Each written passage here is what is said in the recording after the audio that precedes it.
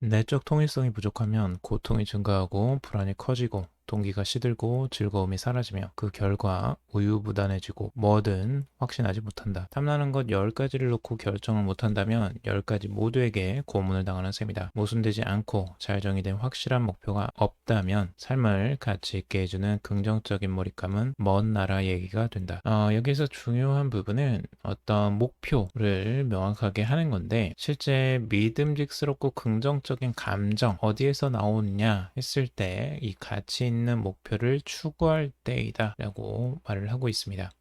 우리가 가치 있는 목표라고 하는 건 내가 그 목표 자체에 어떤 의미를 두고 있다라고 볼 수가 있겠죠. 그래서 그 목표 자체가 나에게 큰 의미로 다가왔을 때 그게 진짜 가치 있는 목표다라고 말을 할 수 있을 것입니다. 그래서 충분히 그런 가치 있는 목표가 있을 때 목표와 관련해서 진정한 의미를 느낄 수가 있고 삶의 고통과 제약을 이해하고 받아들일 수 있는 거죠. 의미 있는 것을 추구할 때 우리는 삶에 또 몰입을 하게 됩니다. 그래서 자신이 의미 있는 가고 있다라고 확신을 했을 때 그 인생 적극적으로 집중을 하게 되는 겁니다. 어떤 선택지들이 너무 많기 때문에 그 선택에서 내가 무엇을 해야 될지를 모르기 때문이죠.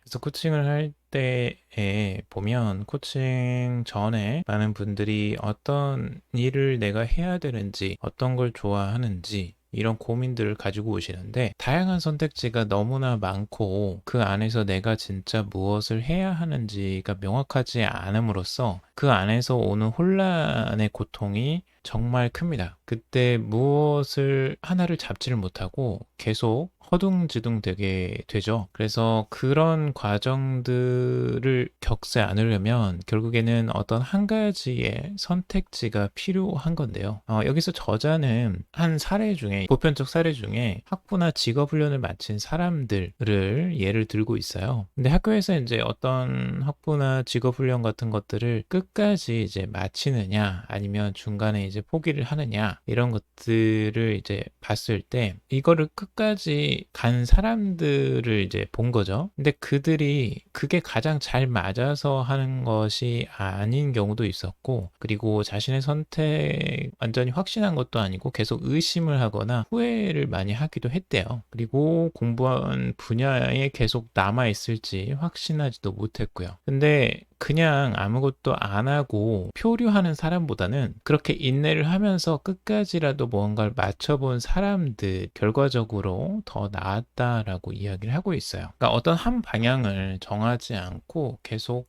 그냥 둥둥둥 떠다니는 것보다는 내가 어느 방향이든 한 가지를 정하고 그것에 전념을 해보는 그런 경험들을 하는 게 훨씬 낫다고 저자는 말을 하고 있습니다.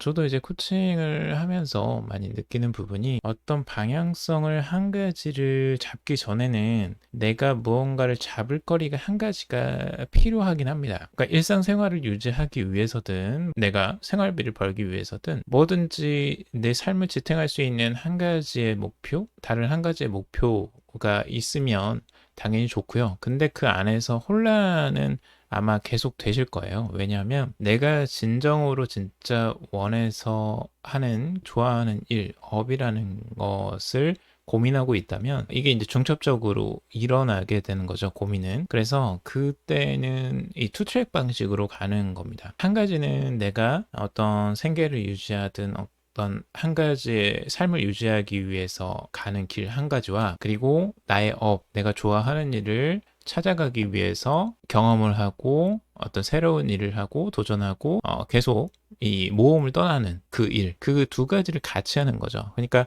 이 저자가 여기에서 이야기는 질서와 이 혼돈의 이 가지로 나눠지거든요. 질서의 세계는 무언가 딱 잡혀 있어요. 그래서 체계가 있고, 그러니까 그 일상에서 할 수 있는 그런 활동들이 이제 질서가 될 것이고, 혼돈은 내가 잘 모르지만 새로운 길을 가는 거거든요. 그러면 이 새로운 길을 간다는 건 내가 지금까지 안 해본 것들을 해보는 거고요. 되게 창의적인 일들을 할 수 있는 거고요. 그리고 내가 좋아하는 일들을 더 깊게 할 수 있는 것이기도 합니다. 이런 부분들을 두 가지를 같이 가져가는 형식으로 간다면 훨씬 더 균형감이 있겠죠. 그래서 새로움을 추구하는 그런 뭔가 설레임을 느낄 수도 있고, 그리고 기존 질서에서의 안정감을 같이 가져갈 수 있기 때문에 이렇게 이제 투트랙 전략으로 같이 가져가시는 걸 저는 보통은 추천을 드립니다. 한 가지를 위해 진심으로 노력한다면 당신은 변할 것이라는 겁니다.